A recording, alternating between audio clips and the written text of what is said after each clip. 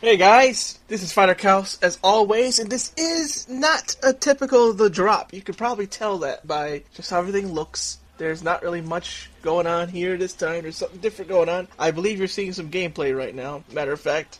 And that's because since Dragon Ball Super ended a couple days ago, final episode aired, Jiren and the Tournament of Power and all that just happened. So I thought I should talk about my feelings on Dragon Ball Super as a whole, now that it's done, now that we can look back on it. And I wrote this whole long thing about it. I wouldn't call it a script because I may or may not read the whole thing completely. I don't think I will. But I did write just this long set of notes that I was just like, yes, these are my thoughts. And I don't know if I'll keep to them directly or not. But anyways, let's try and do this. What do you guys think about all this? I do want to hear your comments about if you're Dragon Ball fans like I am.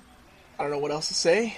I just kind of had a brain fart there. So what I'm going to do, I took a pause there, by the way, because I was thinking, like, what am I going to do? So what I'm going to do is I'm going to talk about my thoughts. I'm going to try and break it down to sections, not sections of the video, I'm too lazy to edit that, but, you know, I'm going to talk about, like, the pros and the cons. And there's a lot of...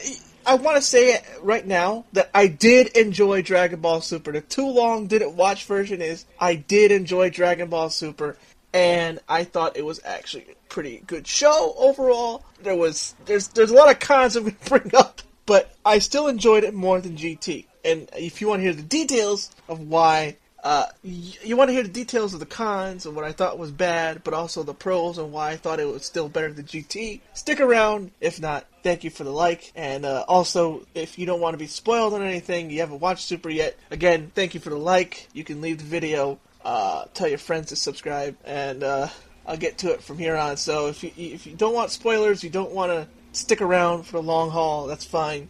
You can go now, and I'll get to what I thought in detail starting now. Now, first off, I want to talk about the cons, which I believe that Super as a whole was wasted potential. Now, like, wait, what do you mean? I thought you said you enjoyed it and you liked it. Yeah, but it wasn't what it could have been. It was nowhere near what it could have been. And if you had all the characters as you wanted to see, Goku, Toriyama himself, I call Toriyama Goku. Toriyama created a whole cast of characters. You watched the original Dragon Ball, and yes, people complained that Z turned into the science show at the end, but even then, it still wasn't so bad. You see, because at the end of Z, during the Buu arc,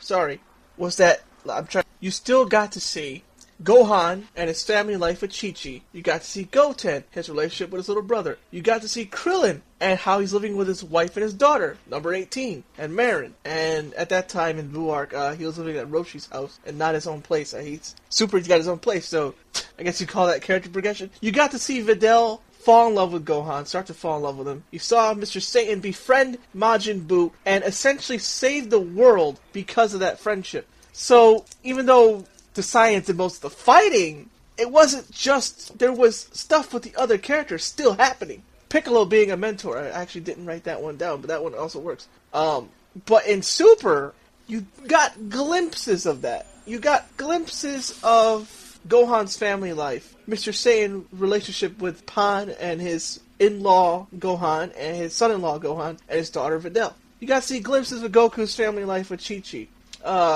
Little bits and pieces that were in the filler episodes that worked. A lot of people's favorite episodes are the filler episodes. Or I don't know if you can even call them. I call them what I call those episodes are actually I call them breather episodes between major arcs, like the Patafu stuff, the baseball stuff, Arale coming back with Morishita. What's his name? Is it Morishita?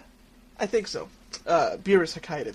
That stuff was a lot of people's favorites because that's when Toei remembered that there are other characters besides the Saiyans and besides any of the fighters in general that are still part of Dragon Ball that can have some character development or at least just character interactions and just, showing a spotlight on these characters. I think that's what Toei did well when they had those breather episodes, but other than that, Toei didn't seem to really want to focus on them and on that or what they could do. Like, during the Tournament of Power, yeah, I think, although this was, I think, Toriyama's call to have the characters be represented, the Universe 7 representatives be who they were. They had Roshi, Tenshinhan, Kuririn, Krillin, 17, 18, Frieza, Goku, Gohan, Piccolo, Vegeta. Okay. Now, they did that because they thought Roshi and Tenshinhan and Krillin, they're humans. Show some humans getting some spotlight. But really, though, they left out Goten and Trunks and Yamcha. They thought, well, Goten and Trunks are kids. They're prodigies, though. And they're way more powerful than Roshi last time I checked. Yamcha's a joke. Last time I checked, also more powerful than Roshi. Roshi had his... Although they made it so this arc, Roshi still had use because there were some characters that had, like, weird abilities. And Roshi, being as old and as wise as he was with all his experience, was able to counteract that. I guess if you wanted something other than fighting, that's an argument that could be made. I am of the argument of, like, that's cool, but I wanted to see Yamcha. So I do see the other side of things. I try to. Like, yeah, okay, Roshi being there made it so it wasn't all about just brute force. Okay, in Tournament of Power. But the other arcs, though, the Trunks arc was literally Goku, Vegeta, and Trunks somehow being there getting some random power-up to make him on par with the Super Saiyan Blues. I like Future Trunks. I liked Zamasu. I guess I started with pros and cons. I'm going all over the place with pros and cons. I liked Zamasu, but I'll go into more into Zamasu. I'll see the more pros and cons just in general now. The writing, like I said, with Toei, what happens when you give Toei more of the... Toyotaro will wait and see. But the anime is done. Actually, the manga's still going on, so I can't say anything. I can't talk about the manga like I'm talking about the anime right now, anyways. When you give Toei this kind of power, they seem to rely... They had too many cooks in the kitchen. And each writer has his own vision of Dragon Ball. Like, his own vision of what the characters are like, how the fighting should go. And that made it very inconsistent. You did have good writing. You did have good writers. But they were kind of buried with the bad and the okay writers, which just dragged things down. Now, people always bring up the animation, but the reason I was talking about the writing, because that's what's more important to me. The animation's great, stuff looks great, but if I'm not captivated by the characters or anything like that, then who cares? Why should I care? Unless it's, an exhibition of just how cool animation can get, which can. But I'm not Anime AJ, so I'm not going to talk about the animation that much, even though I am an artist, and I've done animations myself. But that's not my gripes were never with the animation. Even with episode 5 and how terrible that looked. I never cared as much about the animations. Everybody else seems to. Just because that one episode happened, all of a sudden everybody got a huge interest in the animation. People like Anime AJ had to come out and talk about who these people are that make the animations and how much better it's gotten and all that at Toei. That's one thing I don't think that was such... You could have bad art and still have a good show, I think. But... that's my thoughts on the animation alone. But like I said, the thing about me was the writing and the inconsistency of the writing, to sum it all up. Inconsistent writing. The characters outside of the Saiyans, outside of the really powerful fighters, didn't get much shine unless it was in a breather episode. And I wish they got more shine. I really do want to see something with these other characters. They have so much potential with these other characters, especially in the other universes, that, there should be something to do with all that. Instead of just like, Goku and Jiren, they're the most powerful, we're going to spend so many episodes on them. You could have had something more. You could have had... Vegeta and Toppo could have lasted a little longer. Vegeta didn't need to blow himself up either. But let's see what's the other things I had about the... just in general, about the pros I liked. Like I said, I thought there were good writers. And those good writers, unfortunately, were buried, but there was good stuff. Let me see here. I had something about Zamasu and Dragon and the Future Trunks arc in particular, why I liked this more than I hated it. Zamasu and Black really did pose some cool stuff about justice and evil, good versus good and evil, justice and chaos. And the Tournament of Power had some good ideas with, like, the Universe 3 guys all being mecha fighters, and there was a hero of justice in that thing, and how Universe 11 sees, just justice, justice, justice, justice, justice. And Zamasu's probably like, you're immortal, justice is nothing. And they could have brought something back with that, even with Gowasu in Universe 10. It's almost like they forgot he was a big part of the last arc. Goku's like, hi, Gowasu! You're that guy! Alright, I'm done with you. You ain't nothing to fight, so forget you, homie. And that's all they did. They barely mentioned Gowasu, and I think like stuff like that with bringing up the different ideas of like how Universe 11 is like Super Sentai land, and justice, justice, you gotta save the people, and Zamasu's like, but all mortals, Ningen means human and mortal, so both were kind of right, but all mortals are evil anyways, and look at this, even Jiren that would have been interesting, if Goasu's like, this big hero of justice, I guess Zamasu was right, or or something like that, some callback. They didn't need that, but there was potential there for that. And there was also potential to see, like I said, about the other universes. We only saw little glimpses of like, oh hey, these guys have interesting powers in Universe 4. And they seem to be like spies. I guess they care about spying and, learning data and all that. And, oh, nope, never mind, they're gone. We're not going to learn anything about that universe. And Universe 2 with love. Love is so powerful. Love is great. Oh, nope, they're gone. Ribrianne stayed too long anyways. That's the other thing. There were other fighters in that universe I wanted to learn about besides Ribrianne. Even the goddess of destruction they had, like, her being, like, she's a goddess of destruction, but she seemed to be pretty, I guess, benevolent. She wasn't, like, Belmont wasn't the only one who was like, I love justice. I only destroy evil, I don't destroy good. And it seemed to be the same with Hellas. That was her name, I believe, in Universe 2. That could have been... Like, of course you can't go over to Tournament of Power, but, like, why I'm bringing up that is that those glimpses could have been more before or after this tournament. If they could have built up the other universes before the tournament, we could have cared a lot more about those characters. I'm not talking about, like, oh, you should have talked about that during... I'm talking about before the Tournament of Power. You could have had some more than glimpses into these other universes besides 11. They did a little bit with 11, but 2, 3, 4, 9... What was going through their heads? What kind of people were they like? We never got to see that. I would have loved to see that so I could actually give a crap when they lose. Or give a crap that I might even probably want to cheer for them a little. Who knows? We never got that. I thought I was talking about pros, but the pros were like the stuff we saw that gave glimpses into that. Unfortunately, that's all they were glimpses, but still, it was enough for me to be interested in the show as a whole, to keep watching, even though we never got that. Like, Dragon Ball doesn't have to be deep. I'm not saying it has to be like Ghost in a Shell, making you think about, like, identity, philosophy, and all that stuff. Just, you could have done a little more with the characterization, the motivations of the character. Matter of fact, my personal philosophy on writing is simple plot, complex characters. You can do that with this show, and they seem to be complex already. They can be. Goku has more going behind him than what Toei showed in Dragon Ball Super. As a matter of fact, they regressed his character a little bit. He's not out of character. He regressed as a character. He went back to his Dragon Ball days, or his early DBZ days, where all of a sudden they're treating him like he's just battle hungry and doesn't really care about his family and all that. Which he does. They did that at the end of this Tournament of Power. Like, I care about my friends. Yeah. Like, oh yeah, he does. Right. Yeah, he grew as a character. Remember that? Remember that, Toei?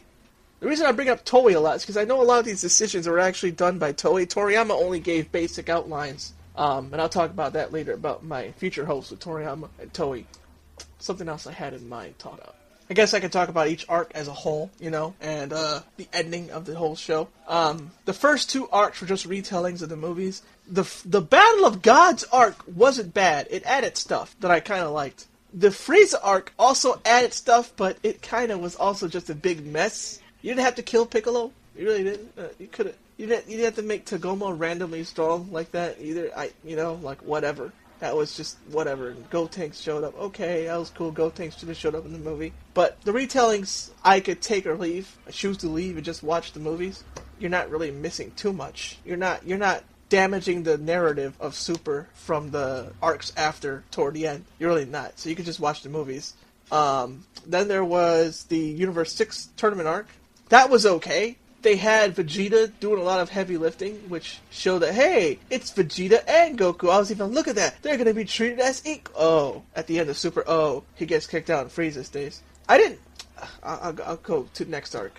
Then you had, the next major arc was Future Trunks, but you had, the breather Potafu thing, where they're on planet Potafu with the copy Vegeta. It's kind of nice. It gave Goten and Trunks something to do, which, again, it only seems to be during his breather arcs. They remember they have other characters. They had the Hitman arc, the Hit coming back to kill Goku because Goku put out a hit on himself just to fight him. That was kind of neat. Again, because you had Gohan there and stuff. And then you had the Future Trunks arc, which, from the beginning all the way up to almost the end, I liked. Zamasu and Zamasu's philosophies and all that of, like, somebody who's trying to be good, just they get corrupted by the thing they hate. I become what I hate, and he's become like a filthy mortar destroying things, just like he kept complaining about those darn Ningen. Those darn mortals trying to destroy everything. Oh, look that's what I'm doing. 0 mortals. By taking a mortal's body too. Haha. Though it was cool to have Mai there, although what's the deal with Mai is she's supposed, by future Trunks timeline, considering that the past in his own timeline wasn't changed, because he basically created a whole new pocket dimension or something like that with his time travel. He created a new timeline. So the past that he travels to is still the past, but it's the past of a different timeline. So did Mai always revert to being a kid again, and by the time of Future Trunks she grew up? When did this happen? When did she become a kid that she grew up? That's confusing. And also, there wasn't much focus on anybody else but literally just a small cast.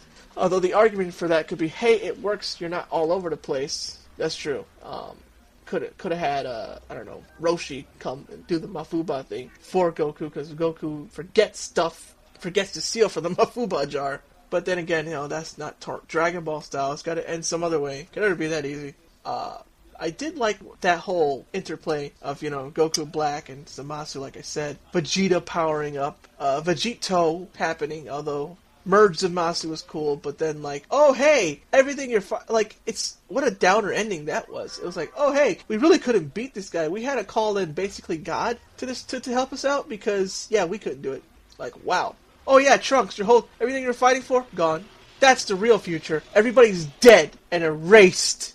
Think about it. That's the real future, because that's what was supposed to happen if Trunks didn't time travel. No time travel meant Goku would have been dead and everybody else would have been dead and gone.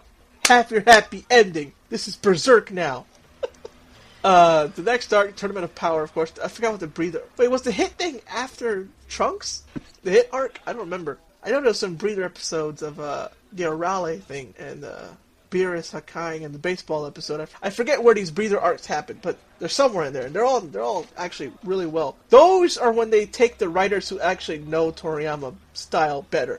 If only they wrote the major arcs too, but oh well. Or if they only wrote the major arcs, they probably wrote little bits and pieces of it, but because they had different writers. If only they kept those same core writers who know Toriyama style better and stayed throughout, had more say on the whole arcs as a whole. Then you have, of course, Tournament of Power. Tournament of Power is nice. I think I pretty much laid out what I liked and disliked about it already. That you could have had more glimpses into the other universes. You could have had different... I would have done eliminations differently. I would have had different people in the lineup, but it wasn't too bad, especially when the animation got really good during certain parts of it. Kale and Caulifla, I didn't like... Oh yeah, I wrote about them. Where did I write about Kale and Caulifla? They're basically cliches. We're bringing in female Super Saiyans, but we're not going to write them with any actual personality. We're going to just copy and paste this cliches.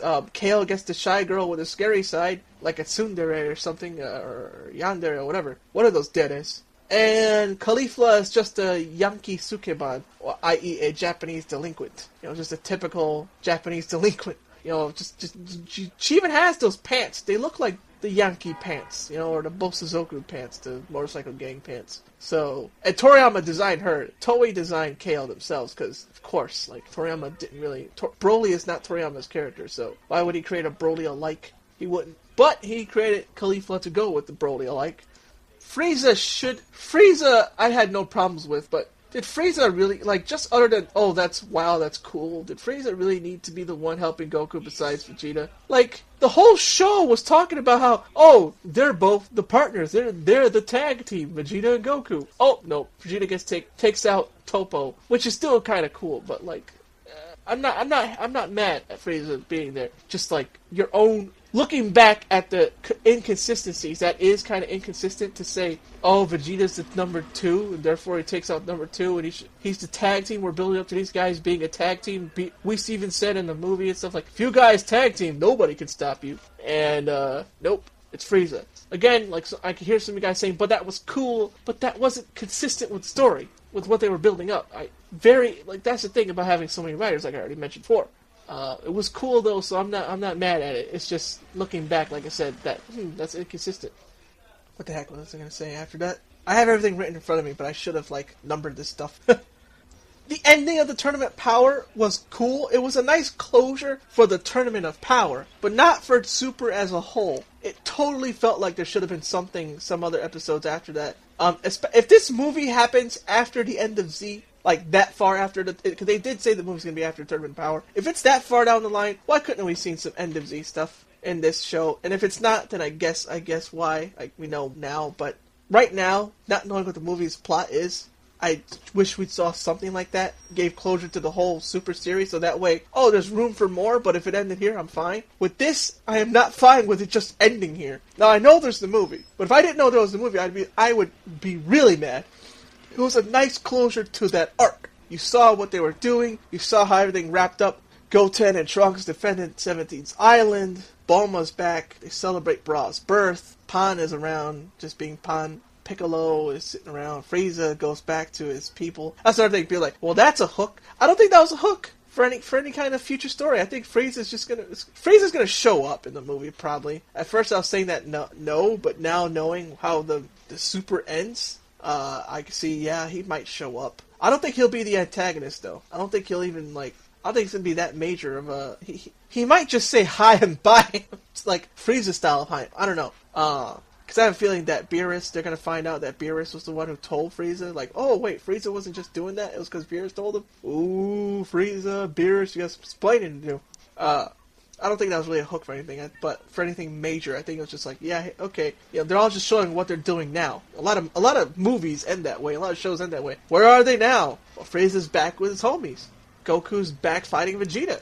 And they also mentioned Goku can't tap into Ultra Instinct at will, and I guess Vegeta can't tap into Super Saiyan Blue Evolution at will either, or because if he can, then I guess that means right now he's stronger than Goku without Ultra Instinct, because his thing is about as strong or stronger than Kaioken. So inconsistencies again.